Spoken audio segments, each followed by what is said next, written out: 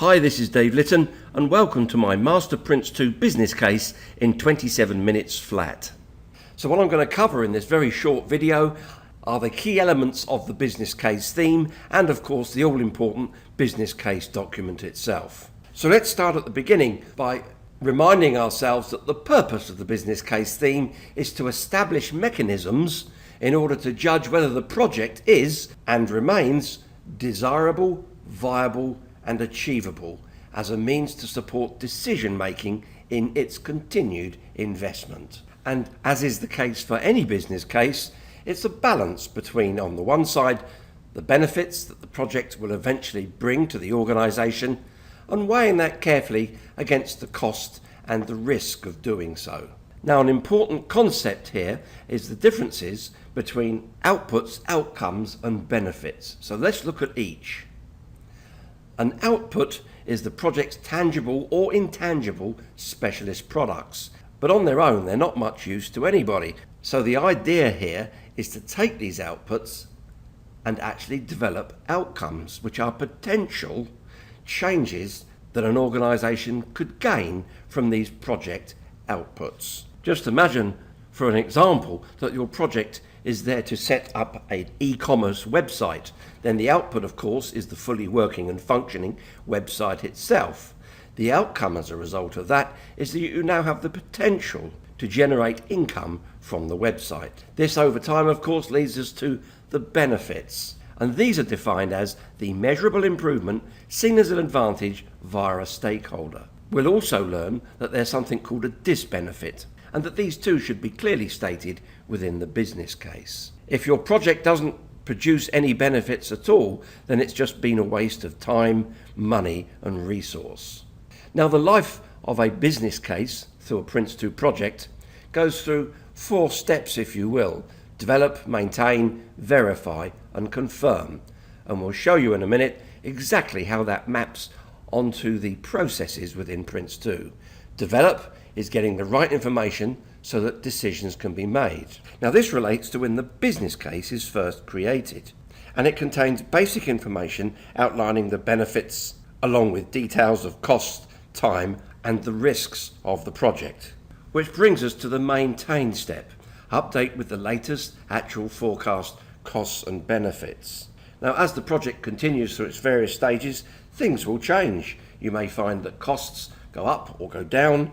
You might find that the market that the product is to exist in is changing as the project is progressing through its stages, or you may have new risks arise. So maintain does what it says. It keeps the business case updated, so at key points throughout it represents the latest information upon which to make decisions.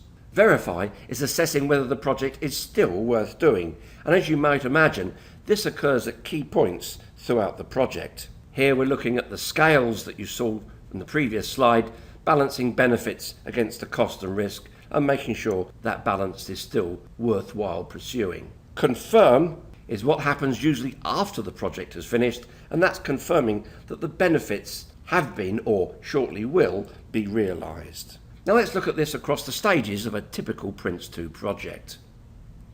You have pre-project, which of course is where the starting up a project process takes place, the initiation stage, which is where the initiating a project process takes place, and then you have the one or more delivery stages. I've shown here at least 2, this being the final delivery stage, and once the project finishes, the post-project time frame. Remember, a business case is there to cover the entire end product life cycle. The first 2 steps here of pre-project and initiation stage is where the business case is developed to reach a mature situation at this point, and from there on in we are maintaining the business case. At the end of starting up a project, the project board need to make a decision about whether to proceed and invest in the initiation stage. And apart from the initiation stage plan, one of the main sources of data to help them make that decision is to verify the outlined business case, and with the information known at that time, make an informed choice about whether the project should proceed. During the initiation stage, the project initiation documentation is created and the detailed business case forms part of that. Apart from the other documents within the PID, at the end of the initiation stage, the detailed business case is used again by the project board to make an informed choice about whether the project should now start investing in creating the specialist products. At the end of each stage, using the process managing a stage boundary, the business case is updated, and by the project board using the process directing a project, they need to confirm that the business case still makes good sense and therefore that the next delivery stage should commence. However, during any particular delivery stage, some benefits may have already been realised, usually as a consequence of products during that delivery stage being passed on to their operational use, in which case any benefits that have been realised thus far should be confirmed. If there are no benefits thus far, then the project board will want to confirm that future benefits yet to be realised are still likely. And that brings us to the final delivery stage, which might be at the end of the first delivery stage or several delivery stages, and in a similar way, since this is where the project is closed, confirm what benefits have been realised and which remaining. That leads on then to post-project, which is where ultimately all the benefits should be realised. So let's now look in a little more detail at the key activities within the PRINCE2 processes of where the business case is used to help inform progress and the project's continued viability. Starting pre-project, when corporate management issue the project mandate, although it's highly likely no business case exists at that point, as an absolute minimum, the project mandate should demonstrate sufficient business reasons to even consider starting the project in the first place. Still remaining pre-project, using the starting up a project process, the outline business case, which forms part of the project brief, along with the plan for the initiation stage, is put before the project board so that they can make an informed choice about whether or not to invest in the initiation stage itself. Supposing the answer is yes, we're now in the initiation stage and using the process initiating a project to develop and assemble the parts of the project initiation documentation. Because the project plan will have been created here, it will contain costs, timescales, and the risk register will contain details about the overall risk situation for the project. So here, the outline business case created within the project brief is updated and becomes the detailed business case. And it is this that is put before the project board for them to make a decision about whether or not to authorise the project start, and having reviewed the next stage plan, recommend that the first delivery stage is started. At the end of each stage, including the initiation stage, the managing a stage boundary process updates the business case, and along with the newly created next stage plan, this will provide evidence to the project board about whether to proceed or otherwise to the next stage. During a stage, the project manager is using the process controlling a stage, and from time to time issues or risks may be raised. And as part of that activity, for each risk, a risk assessment takes place, which includes the impact on the business case to ensure that the business case remains viable. If it's an issue, as part of the issue process, an impact analysis is carried out, and in a similar way looks at the impact, amongst other things, on the business case to ensure that the project again remains viable. In both these situations, if the business case impact is significant, the project manager would need to bring this to the project board, in particular the executive's attention, and it may well be, if this impact is serious, that the project board recommend that the project be prematurely closed or changed in some way. Indeed, issues and risks will likely have tolerances set as part of authorising the next stage, and if the impact to the business case would exceed those tolerances, then the project manager would bring this to the project board's attention via an exception report. At each stage end, using the process managing a stage boundary, the business case again is updated and is used as part of the evidence to put before the project board to ensure that it makes sense to continue to the next stage or otherwise. If a situation exists where tolerance is forecast to be exceeded and the project manager has been asked to create an exception report, this is brought to the project board, who then need to make a decision whether or not they want an exception plan. If an exception plan is requested, this triggers the project manager to use the managing a stage boundary process and create an exception plan. Once the exception plan is in draft form, the information in that will be entered into the business case, again to ensure that the business case remains viable. And this and other information is brought before the project board at an exception assessment, and along with the updated business case, a decision is made whether or not to proceed any further. During the final stage, the project manager needs to acknowledge what benefits, if any, have been realised and what remains. And a very important second document, called the Benefits Review Plan, created back in the initiation stage when the detailed business case was created, is updated to reflect any benefits already realised and those remaining. I'll cover that document shortly. The final activity is the post-project benefits review, and this occurs after the project has finished and the team has been disbanded. The senior user, as we'll see shortly, was responsible in the first place for outlining what benefits the project's end product would bring to the business. In a similar way, the senior user is held accountable by corporate or program management to ensure that those benefits are realised, and if they're not, give good reasons why. So let's now look at the information contained within a business case. Starting off with the executive summary, as it suggests, it's just a high-level summary intended for senior stakeholders. You could include some of the information, like a summary of the benefits and costs and timescales here, if that was appropriate. Now we have the reasons within the business case, and this is the background for the project, and it's normally couched as a current challenge or an opportunity. Many candidates fail the practitioner exam because they confuse the difference between the reasons and the benefits. Although we'd all agree that the reason for doing a project is to make some profit, often in terms of revenue, the reasons we're doing it is the background, and this explains the problem to be solved and or the opportunity to be gained. So when you see anything stating the reasons, it will often be couched in the past or present tense and justifies the reason why we should undertake this particular project. Now, business options. This contains an analysis and reasoned recommendation for the business options. And PRINCE2 recommends that you've got three. The do nothing, often in the commercial world that isn't an option at all, but here you'd state what would happen if you actually took no further action. Do the minimum, this might be seen as a quick, cheap solution, or do something else.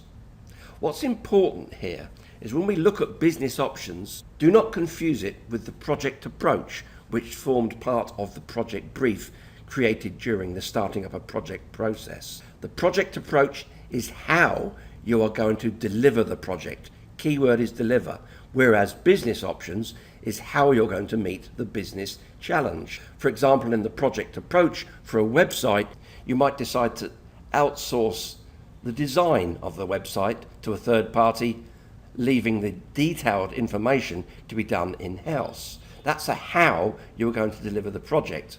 But business options talk about how you're going to meet the business challenge. For example, in the reasons sections of the business case, if you said that you are setting up a website because your competitors are making more sales because of their on-site presence, then in terms of a business option, you might decide to go in partnership with an existing product, with an existing organisation that already has a successful website. That would be an option in order to meet the business challenge. Now, when you enter here the do nothing, do the minimum, do something, you need as part of that to make a recommendation of which one of these makes the most sense.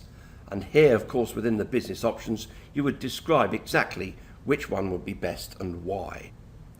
The expected benefits and include its quantifiable current status. Now, assuming a website again, what you'd want to have is your current income level from sales. Otherwise, once the website's up and you start measuring what your income is, you won't know whether it's got better, and more importantly, by how much it's got better, and therefore you won't be able to measure whether the project was worthwhile in terms of the risk and cost for the benefits obtained. Now, benefits can either be financial benefits or non-financial benefits, but they always must be quantified wherever possible, along with tolerances. You see, in the previous slide, I talked about how the business case is reviewed and updated throughout the various PRINCE2 processes. You need to know when the business case is outside of tolerance, and one of the ways is to put tolerances around the benefits as an example. Again, a tip for the practitioner exam: whenever you see a statement about benefits, these are always forecast or future events, whereas the reasons are events that have already happened, and explains the reason why you're doing the project. So let's now look at disbenefits. These are described as an outcome perceived as negative by one or more stakeholders. It is, however, an intentional outcome and should not be confused with a risk. Let's imagine that your new website business is intended to replace traditional offline marketing. A disbenefit may be the loss of experienced staff who have little knowledge of online marketing, but that may be a disbenefit worth accepting for the extra benefits you're going to get. Now, let me just go back to the previous slide. What would you want to do with an expected benefit? Answer: you'd want to try and maximize it. And the exact opposite is true for a disbenefit. You'd want to minimize it. For example, were there any offline marketers that could be retrained to help form part of the new team with your online business? Timescale. This includes the project timescale and the benefit realization period. The very day that your website goes live, you're probably not going to see a huge difference in sales, as an example, and it would take some period of time for those sales to be realized, and the benefits outlined in the business case to, as a minimum, equal some payback period. So what you'd expect to include in this section of the PRINCE2 business case is the project costs and time period and the cost-benefit analysis period. You'd want to know when benefits can start to be measured and when their realization will occur. Next up, costs. These are summarized in the project plan and would include any cost-based assumptions from the project plan. But it also includes other costs, for example, operations and maintenance costs once the product enters its operational life, plus funding arrangements. It is the project board executive that's responsible for ensuring that funding is arranged, and this is a section in which you'd state that. It may include stage payments as an example, if that's the way you're going to get funding. Now, the investment appraisal compares the aggregated benefits and disbenefits against the project costs. Do you remember my first slide showing a set of scales? Here you're seeing whether it makes good sense. And ongoing incremental operations and maintenance costs, you see, that's also in the investment appraisal. If you bought yourself an apartment in the centre of a major city and used it to rent it out, you'd have to include, for example, furnishing a mortgage on it and also ensuring that the apartment remained fit for habitation. There are various financial methods and formula to carry out the investment appraisal, and the PRINCE2 manual touches on a few of them, such as cost-benefit analysis, return on investment, and so on and so forth. Each company and organisation would have their preferred way of doing this. Risks.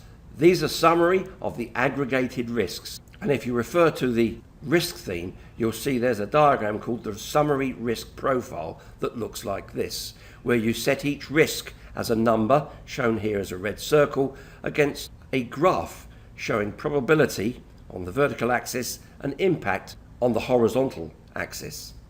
Here, for example, risk number 9 is seen as very high probability and very high impact, whereas risk number 6, very low probability and very low impact. And this is a very powerful diagram to summarize the risks within the business case. Remember that the details of each of these and their responses will be entered into the risk register itself. This dotted line here represents risk tolerance, so that risks 9, 5 and 2 would be seen as intolerable, and that the project manager would want to take some actions to bring this to the other side of this particular dotted line. If any of these occurred or look like they're about to occur, it would trigger the project manager creating an exception report. So it's a very powerful diagram to include within the detailed business case. Just finally, I'd like to touch on the other document that acts as a partner, if you will, with the PRINCE2 business case. It's called the Benefits Review Plan. And if you remember, back in the initiation stage, when the business case was updated to become the detailed business case, the benefits review plan was created for the first time. The senior user is responsible for identifying the benefits outlined in the benefits review plan. Whereas the business case reflects the entire business environment, the benefits review plan, as its title suggests, focuses on the benefits expected, how they'll be reviewed, and ultimately realised. So it's used to define how and when a measurement of the achievement of the project's benefits expected by the senior user can be made. And here are the typical contents. First will be an opening statement describing the scope of the benefits review plan and the details of the benefits that are to be measured. For each benefit, who is accountable for the expected benefits? Yes, I know it's the senior user who's responsible for identifying them, but it may well be that, for example, an operational manager may be directly accountable for a unique benefit. How achievement of the expected benefits are to be measured. A benefit of a website might be to generate more inquiries, but more inquiries on their own won't actually bring in any revenue. So here you might be looking at the number of inquiries that were turned into firm orders, and that would be how, for example, that particular benefit might be measured. When the expected benefits can be measured. The day the website goes live, it's unlikely that benefits will be measured that early. Indeed, it may be 1 or 2 or even more months before the benefits become significant enough to be measured. What resources are needed for the review work? And by this we mean the measurement work as well. If indeed you're capturing the number of inquiries and those that turn to firm placement of orders, then who needs to gather that data to prove that benefits are indeed being realised? Baseline measures against which the improvements will be calculated. You see, if you didn't know what the before state was, how do you know what the after state will be? The baseline measures were before you had a website in terms of, let's imagine, some product range income. And it's against that that these new improvements will be calculated. Here it will be stated, or if it's fairly complex, this document will point to where that information is held. How the performance of the project's product will be reviewed. You may, for example, have a sales page on your website that sells one of your company's products. Again, you might need to use some analytics application in order to review the performance of product sales as an example. So let's now look at how the benefits review plan is dealt with throughout the life cycle of a typical PRINCE2 project. We've just seen what the contents of a benefits review plan is: to identify the benefits, select objective benefit measures, collect the baseline measures, plan how, when and by whom the benefit measures will be gathered. The senior user specifies what the benefits are and is held to account for their ultimate realisation. The executive of the project board responsible for ensuring benefit reviews are both planned and executed. So we start off here with the detailed business case, and it's at that point during the initiation stage that the benefits review plan is created by the project manager, although as I've said, the senior user will be responsible for outlining exactly what those benefits are. Just like the business case, as part of an end stage assessment, the benefits review plan will have been updated within the process managing a stage boundary and acknowledge any actual benefits, if there are any, that have been realised at the end of a particular stage. It will then of course show those that we've realised and those that are still remaining. This is captured in the end stage report and summarised for the project board, showing the project life benefits, those you've got already and those that are still expected. After the project is finished, you hold the post-project benefit reviews, and this is where the senior user is responsible to corporate or program management that the benefits have indeed been realised. And even though the project has likely finished, lessons can be learned and passed on for future projects. So let's have a quick look at the business case responsibilities. Corporate, they provide the mandate, define any standards that are necessary to be followed, hold senior users to account, and responsible for ensuring that the benefits review plan is created during the project. The executive of the project board owns the business case, responsible for the benefits review plan during the project, and oversees creation of a viable business case. even though it's normally the project manager that may well do regular updating of it. It's the executive who owns it. Senior users, they're responsible for specifying the benefits and the desired outcome that's expected as a result of the end products, and to ensure the project products deliver these outcomes and that the benefits are ultimately realised. As the project goes through its various stages, the senior user will be providing actual and forecast benefit statements. Senior supplier, there may indeed be a supplier's business case. If you remember, if you've got a third party, their business case shows how they'll make a profit, and this would be their business, not yours. The project manager prepares the business case in the first place. During the stage, if and as and when necessary, carries out an impact analysis on issues or risks, and in particular on the business case itself, and at the end of each stage assesses and updates the business case at each stage end and indeed at the project closure.